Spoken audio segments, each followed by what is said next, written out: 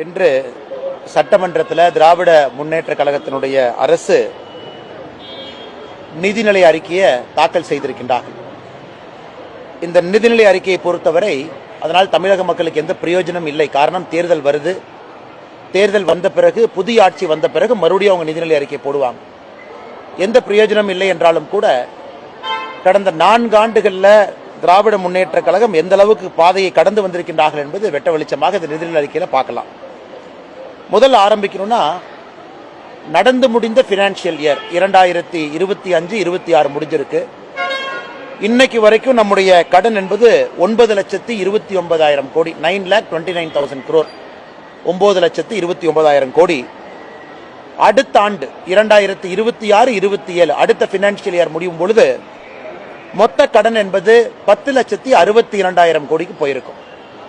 அப்ப ஒரே ஆண்டுல திராவிட முன்னேற்ற கழகத்தினுடைய அரசை பொறுத்தவரை இதை சமாளிக்கணும் அப்படின்னா 1,33,000 கோடி கடனை ப்ரொஜெக்ட் பண்றாங்க. ஒரே ஆண்டுல 1,33,000 கோடி கடன் வாங்கணும்.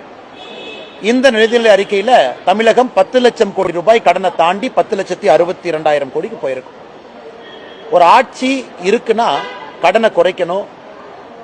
அந்த மாநிலத்தினுடைய பொருளாதார அடிப்படையில் அந்த கடன் குறைஞ்சிருக்கணும். டெப்ட் டு ஜிடிபி ரேஷியோன்னு சொல்லுவோம். அதுவும் தமிழகத்தில் குறைந்தபாடு இல்லை. கடனை அதிகமாகக்கூடிய ஆட்சி. போன ஆண்டு நிதிநிலை அறிக்கை கொடுத்த பொழுது மாநிலத்தினுடைய ரெவென்யூ ரெசிப்ட், அதாவது மாநிலம் எந்த அளவுக்கு வருமானத்தை ஈட்டி இருக்கிறாங்க அப்படிங்கறத ரெவென்யூ ரெசிப்ட்னு சொல்லுவோம். அது ரொம்ப முக்கியமான ஒரு புள்ளி விவரம். திராவிட முன்னேற்ற கழகம் போன ஆண்டு நிதிநிலை அறிக்கையில் இந்த ஆண்டு ரெவென்யூ ரெசிப்ட் 3,31,569 கோடி ரூபாய் ஈட்டுவோம் என்று சொன்னார்கள். அதாவது இந்த ஒரு வருஷம் முழுவதுமே 3,31,000 கோடி ரூபாய் வருமானத்தை ஈட்டுவோம். ஆனா 3,09,000 கோடி தான் வருமானத்தை ஈட்டி இருக்கிறாங்க. அப்படி என்றால் இந்த ஒரு ஆண்டு காலத்துல போன நிதிநிலை அறிக்கைக்கும் இந்த நிதிநிலை அறிக்கைக்கும் அவங்க கிட்டத்தட்ட சொன்னபடி 21,871 கோடி குறைவாக வருமானம் ஈட்டியிருக்கின்றார்கள். அப்படி என்றால் இது வருமானம் ஈட்டாத ஒரு அரசு, கடனை வாங்கி செலவு செய்யக்கூடிய அரசு என்பது நமக்கு ஊர்ஜிதமாகுது. ஹையர் எஜுகேஷன், காலேஜ் ஹையர் எஜுகேஷனுக்கு பட்ஜெட் போட்டிருக்கிறாங்க 8,505 கோடி. ஆனா போன பட்ஜெட்டுக்கும் இந்த பட்ஜெட்டுக்கும் பாத்தீங்கன்னா இது வெறும் 11 கோடி மட்டும்தான் அதிகம். அண்ணா பல்கலைக்கழகத்தை புதுப்பிக்க போறோம், அதுக்கு நாங்க 1,380 கோடி ரூபாய் செலவு செய்ய போறோம்னு சொல்றாங்க இதே நிதிநிலை அறிக்கையில.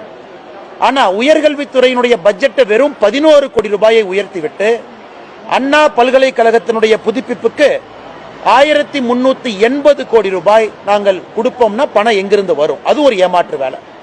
ரொம்ப ஆச்சரியம் என்னன்னா,